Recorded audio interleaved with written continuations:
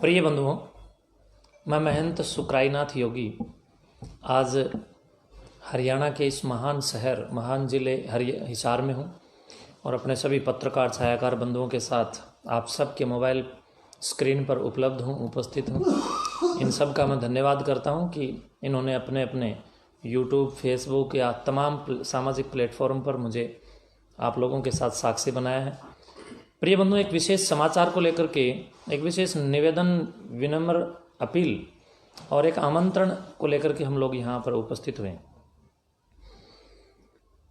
नारनौंद हिसार का उपमंडल क्षेत्र है और नारनौंद के पास में खेड़ी जालब हमारा तहसील है। खेड़ी जालब में गांव हैं कोतकलां, कोतखुरद, नाड़ा, खापड़, गैबीनगर, बरसोला, बुडायन, कापड़ो, ऐसे हमारे काफ़ी गांवों का एक संगठनात्मक, सृजनात्मक और विकल्पात्मक एक मंच है।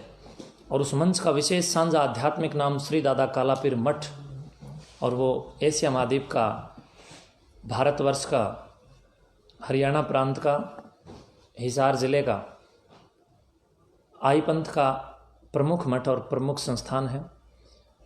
बंधुओं, आने वाले 24, 25 और 26 फरवरी 2025 को हमारा मठ संस्थान अपने राष्ट्रीय पौरुष महायोगी दादा कालापीर जी महाराज, एक विचित्र वीर्य के धनी, ज्ञान और विज्ञान के प्रचंड प्रणेता हुए हैं और उन्होंने योग, गोरक्ष योग के साथ साथ नाथ संप्रदाय के वैकल्पिक साधना मार्ग और साधना विधियों के द्वारा समाज को उत्कृष्ट बनाने का प्रयास किया है।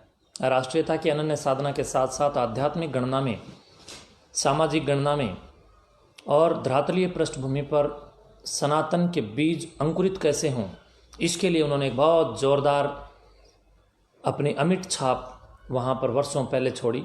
आज उसी अमिट छाप के प्रणेता महायोगी दादा कालापीर जी महाराज का जन्म महोत्सव हम लोग प्रतिवर्ष की भांति मनाने जा रहे हैं।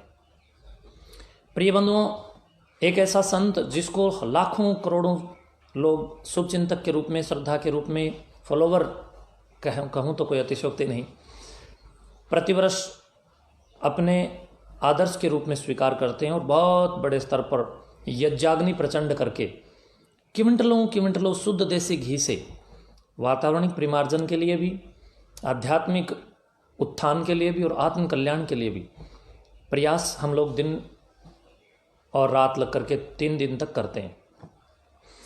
अब आने वाले 24, 25, 26 फरवरी को एक बार पुनः वह वेला हमारे बीच में आ गई है। उस वेला पर हम लोगों ने विचार किया कि इतना बड़ा संत जो ज्ञान और विज्ञान का प्रणेता रहा है, उसकी संस्तुति, उसकी स्मृति, उसका जन्म जयंती पक्ष भी हमें ज्ञान और विज्ञान के साथ आयोजित करना चाहिए। तो हम लोग उनकी स्मृति में हरियाणा CET की तरफ, कॉमन एलिजिबिलिटी टेस्ट की तरफ, जो पूरे स्टेट का विद्यार्थी एक टकटकी लगा करके देख रहा है, उन सब विद्यार्थियों के अवलंबन के लिए, उन विद्यार्थियों के मूल्यांकन के लिए और उन विद्यार्थियों के नवीन संस्करण अपडेट करने के लिए हमने ये कार्यक्रम रखा है कि भाई हरियाणा की CET परीक्षा जब सरकार ले तो हमारे बच्चे जब वहाँ जा कर के बैठें तो उनको कोई किसी भी प्रकार से कठिनाई ना हो, बल्कि हमारे मठ में CET पैटर्न की इस परीक्षा में जो बच्चे आएंगे उन बच्चों को वहाँ पर एक अनुभव भी प्राप्त होगा। और अनुभव के साथ साथ CET पैटर्न की इस परीक्षा में जो स्टेट का अर्थात हरियाणा गणराज्य राज्य का जो प्रथम विजेता विद्यार्थी होगा, उस विद्यार्थी को हम लोग विजेता पुरस्कार राशि 1,11,000 रुपये, दूसरी 51,000 रुपये, तीसरी 31,000 रुपये और चतुर्थ 11,000, ऐसे होते होते 200 प्लस उत्कृष्ट पुरस्कार राशि हम लोगों ने रखी है। तो मैं कह रहा हूँ कि महामुकाबला, ये मैं देख सकता हूँ कि कबड्डी कुश्ती के मैदान में तमाम प्रकार से विद्यार्थी अपनी अपनी कौशल क्षमताओं को विकसित करते हैं। हम लोग कलम से कलम का महामुकाबला लेकर के आए हैं। मैं समझता हूँ कि जब ये कलम चले तब समाज में तमाम नशाखोरी और कुरीतियों के विरुद्ध जितनी भी घटनाएं आज खड़ी होकर के समाज के विरुद्ध जो कार्य कर रही हैं, उन घटनाओं को मुंह की खानी पड़े और कलम क्रांति हो, वैचारिक क्रांति का शंखनाद हो, विचारों में शुद्धता हो और विचारों की शक्ति का सशक्तिकरण हो। तो उसी सशक्तिकरण को ध्यान में रखते हुए ये कार्यक्रम 3 दिन का है। CET पैटर्न परीक्षा, बड़े बड़े इनाम, खाने पीने की सब सुविधाएं, व्यवस्थाएं, तो आप सब आएंगे, आप लोगों के लिए झूले की व्यवस्थाएं और मठ प्रांगण के विशेष कार्यक्रम। हाँ पूछिएगा। कोई रजिस्ट्रेशन वगैरह? इस कार्यक्रम में कोई रजिस्ट्रेशन की फीस नहीं है। रजिस्ट्रेशन आप ऑनलाइन करेंगे तो मैं अभी आप सभी यूट्यूबर्स जो मेरे बहन भाई मुझे अभी देख पा रहे हैं, आपको मैं एक लिंक उपलब्ध करवा दूंगा। आप प्लीज़ अपने अपने सोशल साइट्स के ऊपर उस लिंक को कॉपी पेस्ट करेंगे तो निःशुल्क बच्चे उसमें रजिस्ट्रेशन कर सकेंगे। एज लिमिट भी है?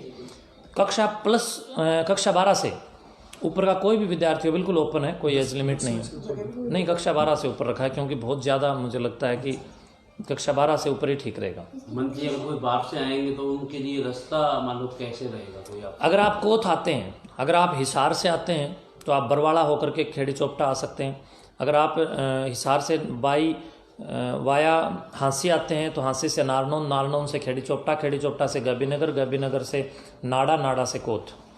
अगर आप कैथल से आते हैं तो कैथल से नरवाना, नरवाना से उचाना, उचाना से खापड़, खापड़ से कोथ। आप जींद से आते हैं तो जींद से आप जुलानी, जुलानी से आप सीधा दरियावाड़ा, दरियावाड़ा से कोथ। या आप अगर खटकड़ टोल प्लाजा से आते हैं तो गांव खटकड़, खटकड़ से बरसोला, बरसोला से कोथ। और चारों ओर के इस प्रकार के रास्ते हैं। मिर्जपुर से भी आप आ सकते हैं और इन सब रास्तों की मदद से आ सकते हैं। सरकारी बसों की सुविधाएं भी हैं, रेल आदि की भी सुविधाएं। अगर कोई बच्चे पहले पहुंचेंगे उनके लिए हम मठ के अंदर पहले दिन अगर कोई रुकना चाहे रुकने की व्यवस्था भी देंगे। ये सिर्फ मठ के उससे ही हो रहा है या किसका कोई सहयोगी भी है? देखिए हम प्रतिवर्ष करते हैं, अब की बार हम इसको बहुत बड़े स्रोत के रूप में प्रस्तुत कर रहे हैं और ये कार्यक्रम महायोगी दादा कालापीर मठ संस्थान की ओर से ही प्रतिवर्ष किया जा रहा है और आगे भी प्रतिवर्ष किया जाएगा। और इस कार्यक्रम में 24 फरवरी को ये कार्यक्रम रहेगा। उसके बाद 3 दिन तक सांस्कृतिक पुनर्जागरण के लिए, शैक्षणिक विकास के लिए, सामाजिक गतिविधियों की उत्कृष्टता के लिए विभिन्न विकल्पों में कार्यक्रम चलते रहेंगे। और 26 फरवरी को नशा मुक्ति अभियान को लेकर के जो मैं गांव-गांव में, घर-घर में, गले-गले में और मोहल्ले-मोहल्ले में मठ से लठ लेकर के जो चल रहा हूँ, ये मेरी पिछले काफ़ी दिनों की एक योजना रही है और मैंने समाज को जागरूक करने के लिए अपना जीवन दान में दे दिया। बंधुओं 26 तारीख को हरियाणा नशाखोरी, जिस प्रकार पंजाब को उड़ता पंजाब नशाखोरी ने बना दिया, अब हम हरियाणा को सब मिलकर के प्रयास करें कि उड़ता पंजाब हो वो भी नहीं होना चाहिए तो उड़ता हरियाणा भी नहीं होना चाहिए। पंजाब से कोई कैंसर ट्रेन चले वो भी नहीं चलनी चाहिए। मैं समझता हूँ आने वाले समय में कोई ऐसी विभत्स घटना ना हो कि हरियाणा से भी कोई कैंसर ट्रेन चले। इसके विरुद्ध हम समाज को सामाजिक उदंडता और वितंडाओं से दूर ले जाने के लिए एक बहुत अलग से भी एक प्लेटफॉर्म दे रहे हैं। हमारा गांव आध्यात्मिक है तो खेल कूद की भी धरती है।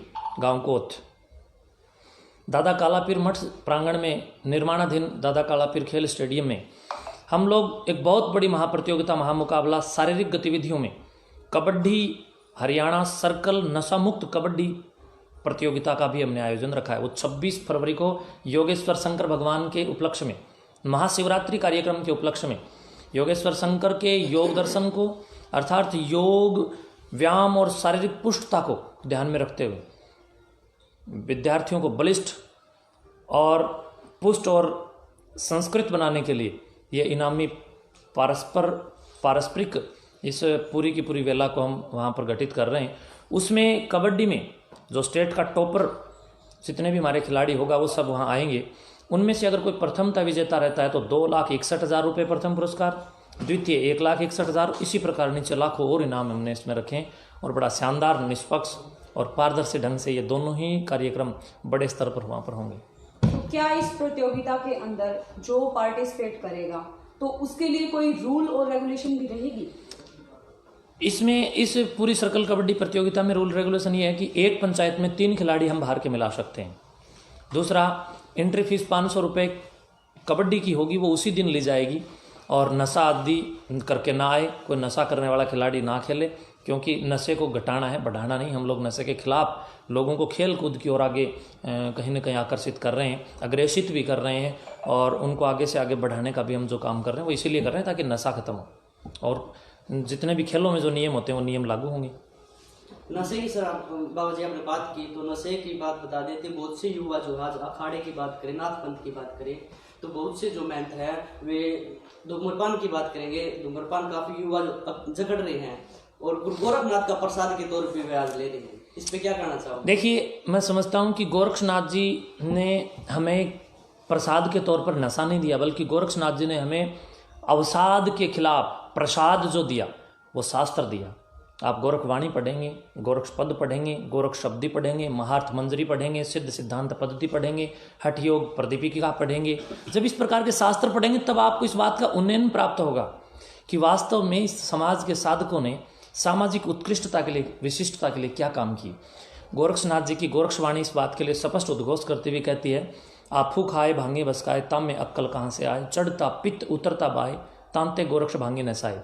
यानी हे दुनिया के लोगों, हे अवधूत लोगों, हे तपस्वियों, हे साधकों, हे जिज्ञासुओं, हे पिपासुओं, मैं गोरक्षनाथ मैं उद्घोष करता हूँ कि जो अफीम खाएगा और भांग का भक्षण करेगा उनमें बुद्धि कहाँ से आएगी। इस प्रकार के लोग जो नशा करेंगे उनके शरीर में कभी वात, कभी पित्त, कभी कफ, ये बिगड़ते और ऊपर उठते नीचे जाते रहेंगे, तो रोगी हो जाएंगे और भोगी हो जाएंगे, योगी नहीं बन पाएंगे। इसलिए गोरक्षनाथ ने अपने शास्त्रों में नशे के विरुद्ध सामाजिक चेतना को एक तीक्ष्ण प्रहार करते हुए समाज को कहीं ना कहीं एक मैं कह सकता हूँ कि फटकार लगाने का काम किया है। तो गोरक्षनाथ का प्रसाद नशा नहीं, गोरक्षनाथ का प्रसाद कलम क्रांति हो सकती है, गोरक्ष का प्रसाद चिलम क्रांति नहीं है। मंच जी, हरियाणा के अंदर किसी मठ द्वारा ये युवाओं के लिए खेल का और पढ़ाई का शायद पहली प्रतियोगिता इतनी बड़ी। देखिए, हमारे यहाँ तो हम लोग प्रतिवर्ष करते हैं, लेकिन आप लोग थोड़ा सा पीछे चल करके देखेंगे तो 1,96,08,53,125 वर्ष पुरातन सनातन राष्ट्र भारत में आप यहाँ की ऋषि परंपरा, योग परंपरा, संत परंपरा, गुरु परंपरा, शिक्षक परंपरा, इनको आप देखेंगे तो इस भगवान वाले ही समाज के शिक्षक बन करके उन्होंने इस कलम की कसौटी को मैं समझता हूँ कि स्थापित किया और इस पूरी दुनिया को एक मुट्ठी अन्न के बदले एक मुट्ठी चावल गुरुओं ने अपनी गुरु दीक्षा में लेकर के और बच्चों को पढ़ाने का काम किया। मैं समझता हूँ संत का प्रथम प्राथमिक आचार और आचरण यही है कि वो शिक्षण, प्रशिक्षण और समाज का नियंता बन करके काम करे, और ये हमारी प्राचीनतम परंपरा है। मैंने कोई नई शुरुआत नहीं की। बहन जी, ये जो कार्यक्रम होने वाला है, इसके माध्यम से आप जो समाज है उसमें शिक्षा का जो स्तर है उसे कैसे बढ़ावा मिलेगा? देखिए, इस प्रकार के कार्यक्रमों से जो समाज की सुस्त पड़ी हुई उज्ज्वलता है, उस सुस्ती को हम तोड़ेंगे तो उज्ज्वलता रह जाएगी। और सुस्ती तोड़ने के लिए जो भी मनोबल आज टूट रहे हैं उन मनोबलों को मनोविकसित करके हमें बड़े स्तर पर प्रत्येक विद्यार्थी के मन में ये भाव पैदा करने हैं कि भी काश इतने बड़े मंच के ऊपर जहाँ लाखों लोग उपस्थित थे, फलाना विद्यार्थी आज टॉपर आया, मैं भी इस पुस्तक को मित्र बनाता था, आज मैं भी टॉपर आता। जब ये पुरस्कार की और ये स्पर्धा की भावनाएं प्रत्येक घर तक, प्रत्येक हृदय तक जाएंगी तो ये प्रत्येक हृदय कहीं ना कहीं प्रचंड विचार के लिए तैयार होगा। और जब व्यक्ति का विचार पुनित हो जाता है, चरित्रहीनम न पुनंति वेदा, चरित्रहीन व्यक्ति और विद्यार्थी या कोई भी, जिसमें लड़की लड़का कोई भी हो, अगर वो चरित्रहीन हो जाता है तो उसको वेद भी पवित्र नहीं कर सकते। लेकिन जो चरित्र आज पवित्र हैं उनकी सुस्ती को तोड़ने के लिए हम लोग ये विद्या क्रांति और विद्या महोत्सव और विद्या उत्सव और ये वार्षिकोत्सव और जन्मोत्सव और ये जन्म स्मृति के विशिष्ट कार्यक्रम कर रहे हैं, ताकि प्रत्येक हृदय के अंदर एक चेतना का संचार हो, प्रत्येक हृदय के अंदर इस बात की उज्ज्वलता का एक आधान हो, और प्रत्येक हृदय इस बात का विचार करे कि भी मैं भी पुस्तक पढ़ूंगा तो मेरे अंदर भी हलचल पैदा होंगी, और जब मेरे अंदर हलचल पैदा होंगी तो मानव जाति का जो संक्षिप्त इतिहास है वो मैं समझता हूँ कि अंदर से आत्यंतिक दृष्टि के साथ ही उत्पन्न होगा।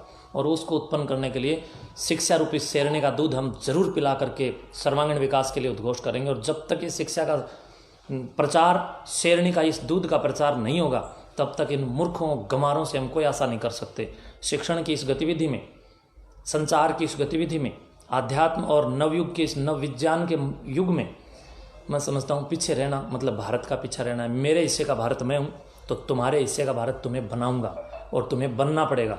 बिना शिक्षा के कोई गति नहीं है। बिना शिक्षा के हम सब लोगों की गति का तात्पर्य ये है कि आने वाले समय में जब विश्व डेवलप हो रहा है तो भारत को भी तो डेवलप होना है। भारत को भी तो उस कड़ी में जाकर खड़ा होना जहाँ आज अमेरिका उद्घोष कर रहा है।